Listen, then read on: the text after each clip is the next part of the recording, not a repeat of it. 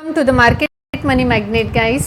आज है इस वीडियो में हम बात करने वाले हैं रिटेल इन्वेस्टर का फेवरेट स्टॉक यानी तपारिया टूल्स के बारे में। अब तपारिया टूल्स जो है, इसके लास्ट वीडियो में मैंने आपसे कहा था कि अगस्त महीने में इसके ट्रेड होने के चांसेस ओनली 10% है और अगस्त में हमें अब जो ट्रेड हुआ है वो 29 यानी आज ट्रेड होता हुआ हमें देखने को मिला है।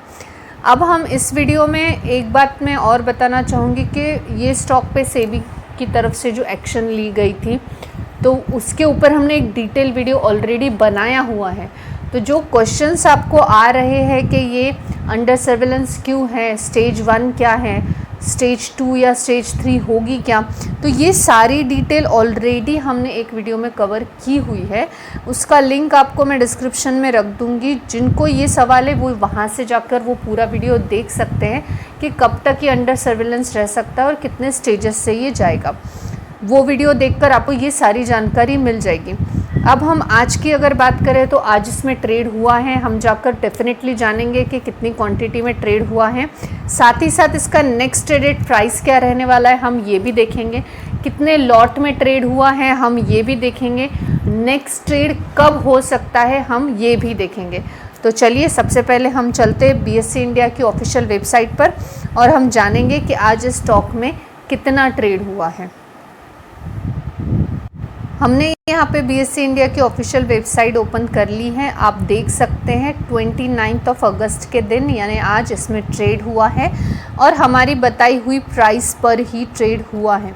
6 रुपीज़ पे ये ट्रेड होने वाला था और इसी प्राइस पे ट्रेड हुआ है। अब जो लोगों को ये क्वेश्चन होता है कि ये प्राइस मुझे कैसे प्री डिटरमाइंडली पता होती है, तो ये सिर्फ एक स्टडी का पार्ट है। आप जितना डीप फंडामेंटल्स की स्टडी करोगे उतना ही डीप नॉलेज आपको मिलता जाएगा। ये कोई लॉजिक नहीं है या कोई ऐसा ऑपरेटर वाला खेल नहीं है या ऐसा भी नहीं है कि कोई प्रिडिक्शन है, लग गया तो तुक्का 1000 का नहीं तो 0।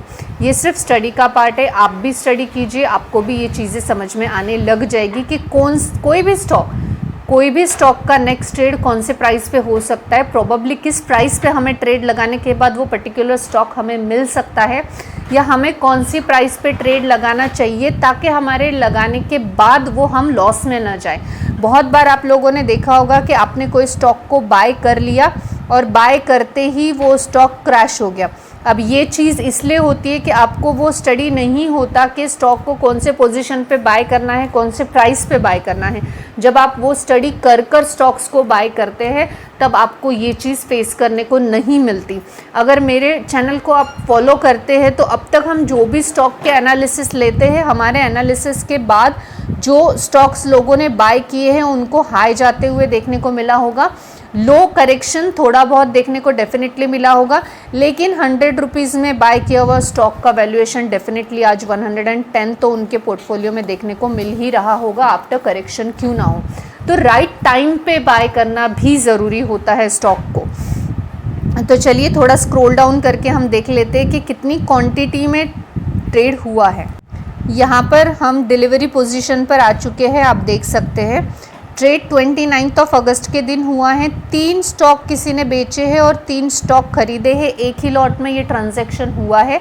100% का डिलीवरी यहाँ पे देखने को मिल रहा है। अब ये 3 स्टॉक जो सेल किए हैं, ये जिसने भी सेल किए हैं उसका इंटेंशन सिर्फ प्राइस को हाइक करना है, क्योंकि 3 स्टॉक कोई भी सेल नहीं करेगा।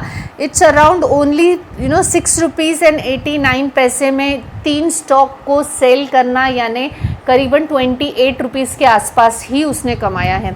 तो ऐसी चीज़ें सिर्फ प्राइस को हाइक करने के लिए की जाती है first of all. Second, it's mean कि नेक्स्ट जो ट्रेड होगा ये बड़ा लॉट में होगा।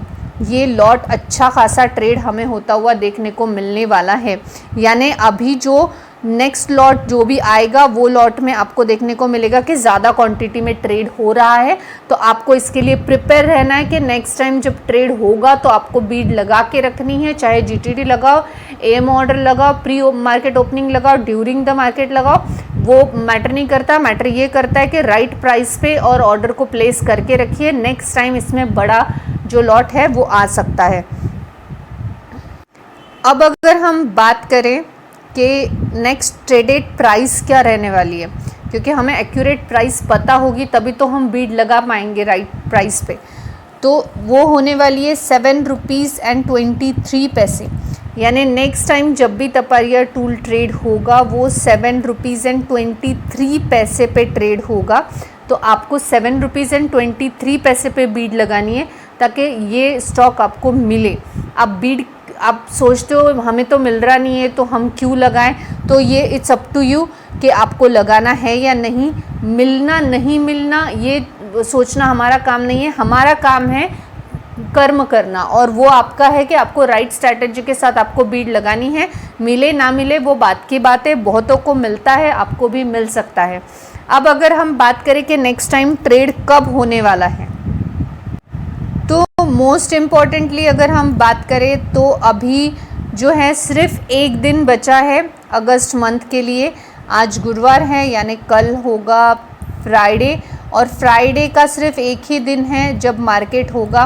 तो फ्राइडे के दिन ये ट्रेड हो सकता है क्या, तो हाँ चांस है, एटलीस्ट 5% चांस है कि कल ट्रेड हो जाए। फ्राइडे स्ट्रैटेजी हमने देखी थी, रैंडमली बड़े लॉट्स फ्राइडे को ही आए हैं, तो हो सकता है कल एक बड़ा लॉट इसमें देखने को मिल जाए हमें।